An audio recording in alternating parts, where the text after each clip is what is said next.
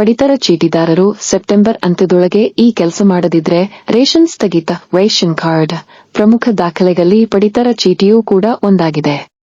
ಇನ್ನು ಒಂದು ವೇಳೆ ಪಡಿತರ ಚೀಟಿದಾರರು ಸೆಪ್ಟೆಂಬರ್ ಅಂತ್ಯದೊಳಗೆ ಈ ಕೆಲಸ ಮಾಡದಿದ್ದರೆ ರೇಷನ್ ನೀಡುವುದನ್ನು ನಿಲ್ಲಿಸಲಾಗುತ್ತದೆ ಎಂದು ಸರ್ಕಾರ ಎಚ್ಚರಿಕೆ ಸಂದೇಶವನ್ನು ರವಾನಿಸಿದೆ. ಹಾಗಾದರೆ ಸಂಪೂರ್ಣ ಮಾಹಿತಿ ಇಲ್ಲಿದೆ, ಗಮನಿಸಿ. ರಾಜ್ಯ ಸರ್ಕಾರದಿಂದ ಪಡಿತರ ಚೀಟಿಗೆ ಕುಟುಂಬ ಸದಸ್ಯರ ಕೆವೈಸಿ ಕಡ್ಡಾಯ ಮಾಡಲಾಗಿದೆ. ಹೀಗಿದ್ದರೂ ಇನ್ನೂ ಕೆಲವರು ಕೆವೈಸಿ ಮಾಡಿಲ್ಲ. ಇಂತಹವರು ಸೆಪ್ಟೆಂಬರ್ 30ರೊಳಗೆ ಕೆವೈಸಿ ಮಾಡಿಸಿಕೊಳ್ಳದಿದ್ದರೆ ಇಂತಹ ಪಡಿತರ ಚೀಟಿಗಳಿಗೆ ರೇಷನ್ ನೀಡುವುದನ್ನು ಮುಂದಿನ ತಿಂಗಳಿನಿಂದ ನಿಲ್ಲಿಸಲಾಗುತ್ತದೆ ಎಂದು ಸರ್ಕಾರ ತಿಳಿಸಿದೆ. ಈ ಬಗ್ಗೆ ಆಹಾರ, ನಾಗರಿಕ ಸರಬರಾಜು ಮತ್ತು ಗ್ರಾಹಕರ ವ್ಯವಹಾರಗಳ ಇಲಾಖೆಯು ಮಾಹಿತಿ ನೀಡಿದೆ. ಎಲ್ಲಾ ಜಿಲ್ಲೆಯ ಎಲ್ಲಾ ಪಡಿತರ ಚೀಟಿದಾರರು ಕುಟುಂಬದ ಸದಸ್ಯರ ಕೆವೈಸಿ ಮಾಡಿಸುವುದು ಕಡ್ಡಾಯವಾಗಿದೆ ಎಂದು ಹೇಳಿದ್ದಾರೆ. ಸೆಪ್ಟೆಂಬರ್ ಅಂತ್ಯದೊಳಗೆ ಸಂಬಂಧಪಟ್ಟ ನ್ಯಾಯಬೆಲೆ ಅಂಗಡಿಗಳಲ್ಲಿ 7ರಿಂದ ರಾತ್ರಿ 9ರವರೆಗೆ ಉಚಿತವಾಗಿ ಮಾಡಿಸಿಕೊಳ್ಳಬೇಕಾಗುತ್ತದೆ. ಇದರ ಮೇಲೂ ಕೆವೈಸಿ ಮಾಡಿಸದಿರುವ ಪಡಿತರ ಚೀಟಿದಾರರಿಗೆ ಮುಂದಿನ ದಿನಗಳಲ್ಲಿ ರೇಷನ್ ನೀಡುವುದಿಲ್ಲ ಎಂದು ಎಚ್ಚರಿಕೆ ನೀಡಿದೆ. ಈ ಹಿಂದೆ ಆಧಾರ್ ಬಯೋಮೆಟ್ರಿಕ್ ಪರಿಶೀಲನೆಯನ್ನು ಬಳಸಿಕೊಂಡು ಕೆವೈಸಿ ಅನ್ನು ಪೂರ್ಣಗೊಳಿಸಲು ಪಡಿತರ ಚೀಟಿದಾರರು ತಮ್ಮ ರಾಜ್ಯದ ಸ್ಥಳೀಯ ಸರ್ಕಾರಿ ಪಡಿತರ ಅಂಗಡಿಗೆ ಭೇಟಿ ನೀಡಬೇಕಾಗಿತ್ತು. ಆದರೆ ಈಗ ನೀವು ನಿಮ್ಮ ಸ್ವಂತ ರಾಜ್ಯವನ್ನು ಹೊರತುಪಡಿಸಿ ಬೇರೆ ರಾಜ್ಯದಲ್ಲಿ ವಾಸಿಸುತ್ತಿದ್ದರೆ ನೀವು ಕೆವೈಸಿಗಾಗಿ ನಿಮ್ಮ ತವರು ರಾಜ್ಯಕ್ಕೆ ಹಿಂತಿರುಗುವ ಅಗತ್ಯವಿಲ್ಲ. ಬದಲಾಗಿ ನಿಮ್ಮ ಪ್ರಸ್ತುತ ವಾಸಸ್ಥಳದಲ್ಲಿರುವ ಯಾವುದೇ ಸರ್ಕಾರಿ ಪಡಿತರ ಅಂಗಡಿಗೆ ನೀವು ಭೇಟಿ ನೀಡಬಹುದು ಮತ್ತು ಆಧಾರ್ ಬಯೋಮೆಟ್ರಿಕ್ ಪರಿಶೀಲನೆಯನ್ನು ಬಳಸಿಕೊಂಡು ಅಲ್ಲಿ ಪ್ರಕ್ರಿಯೆಯನ್ನು ಪೂರ್ಣಗೊಳಿಸಬಹುದಾಗಿದೆ. ಕೆವೈಸಿ ಪ್ರಕ್ರಿಯೆಯು ಹಳೆಯ ಕುಟುಂಬದ ಮಾಹಿತಿಗೆ ಸಂಬಂಧಿಸಿದ ಸಮಸ್ಯೆಗಳನ್ನು ಸಹ ಪರಿಹರಿಸುತ್ತದೆ.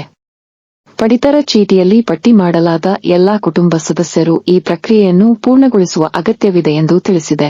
ಅರ್ಜಿ ಸಲ್ಲಿಕೆಗೆ ಯಾವೆಲ್ಲ ದಾಖಲೆಗಳು ಬೇಕು? ಪ್ರಮುಖ ದಾಖಲೆಗಳಲ್ಲಿ ರೇಷನ್ ಕಾರ್ಡ್ ಕೂಡ ಒಂದಾಗಿದೆ. ಇನ್ನು ಇದೀಗ ಹೊಸ ಪಡಿತರ ಚೀಟಿಗೆ ಅರ್ಜಿ ಸಲ್ಲಿಸಲು ಅವಕಾಶ ಕಲ್ಪಿಸಲಾಗಿದೆ.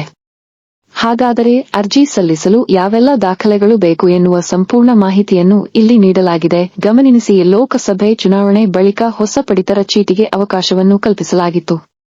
ಆದರೆ ಸರ್ವರ್ ಡೌನ್ ಆಗಿದ್ದರಿಂದ ಹೆಚ್ಚಿನ ಜನ ಅರ್ಜಿ ಸಲ್ಲಿಸದೆ ವಂಚಿತರಾಗಿದ್ದರು. ಇದೀಗ ಹೊಸ ರೇಷನ್ ಪಡಿತರ ಚೀಟಿ ನಿರೀಕ್ಷೆಯಲ್ಲಿರುವವರಿಗೆ ರಾಜ್ಯ ಸರ್ಕಾರ ಸಿಹಿ ಸುದ್ದಿ ನೀಡಿದ್ದು, ಹೊಸ ಪಡಿತರ ಚೀಟಿಗೆ ಅರ್ಜಿ ಸಲ್ಲಿಸಲು ಈಗ ಮತ್ತೆ ಅವಕಾಶ ಕಲ್ಪಿಸಲಾಗಿದೆ. ಎನ್ಗೆ ಭೇಟಿ ನೀಡಿ ಅರ್ಜಿ ಸಲ್ಲಿಸಲು ಅವಕಾಶ ಕಲ್ಪಿಸಲಾಗಿದೆ. ಅರ್ಹರು ಮೊಬೈಲ್, ಕಂಪ್ಯೂಟರ್ ಸೇವಾ ಸಿಂಧು ಪೋರ್ಟಲ್ಗಳಲ್ಲಿ ಹೊಸ ಪಡಿತರ ಚೀಟಿಗಳಿಗೆ ಅರ್ಜಿ ಸಲ್ಲಿಕೆ ಮಾಡಬಹುದಾಗಿದೆ.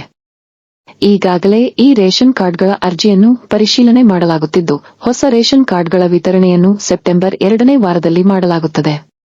ಹೊಸ ರೇಷನ್ ಕಾರ್ಡ್ಗೆ ಅರ್ಜಿ ಸಲ್ಲಿಸಲು ಸೆಪ್ಟೆಂಬರ್ 15ರಿಂದ 30ರೊಳಗೆ ಯಾವುದಾದರೂ ಒಂದು ದಿನದಲ್ಲಿ ಅವಕಾಶ ಮಾಡಿಕೊಡಲಾಗುತ್ತದೆ ಎಂದು ತಿಳಿದುಬಂದಿದೆ. ಅರ್ಜಿ ಸಲ್ಲಿಕೆಗೆ ಯಾವೆಲ್ಲ ಅರ್ಹತೆಗಳೇನು? ಪಡಿತರ ಚೀಟಿಗಾಗಿ ಅರ್ಜಿ ಸಲ್ಲಿಸುವವರು ಕರ್ನಾಟಕದ ಕಾಯಂ ನಿವಾಸಿ ಆಗಿರಬೇಕು. ಈಗಾಗಲೇ ಪಡಿತರ ಚೀಟಿ ಹೊಂದಿರದೇ ಇರುವವರು ಅರ್ಜಿ ಸಲ್ಲಿಸಬಹುದಾಗಿದೆ. ಹೊಸದಾಗಿ ಮದುವೆಯಾದ ದಂಪತಿಗಳು ಹೊಸ ಪಡಿತರ ಚೀಟಿಗಾಗಿ ಅರ್ಜಿ ಸಲ್ಲಿಸಬಹುದು. ಕುಟುಂಬದ ಆದಾಯದ ಮೇಲೆ ಪಡಿತರ ಚೀಟಿ ಬಿಪಿಎಲ್, ಎಪಿಎಲ್ ಎಂಬುದು ನಿರ್ಧರಿತ ಆಗಿರಲಿದೆ. ಯಾವೆಲ್ಲ ದಾಖಲೆಗಳು ಬೇಕು? ವೋಟರ್ ಐಡಿ, ಆಧಾರ್ ಕಾರ್ಡ್, ವಯಸ್ಸಿನ ಪ್ರಮಾಣ ಪತ್ರ, ಡ್ರೈವಿಂಗ್ ಲೈಸೆನ್ಸ್, ಇತ್ತೀಚಿನ ಪಾಸ್ಪೋರ್ಟ್ ಅಳತೆಯ ಭಾವಚಿತ್ರ, ಮೊಬೈಲ್ ಸಂಖ್ಯೆ, ಸ್ವಯಂ ಘೋಷಿತ ಪ್ರಮಾಣ ಪತ್ರ.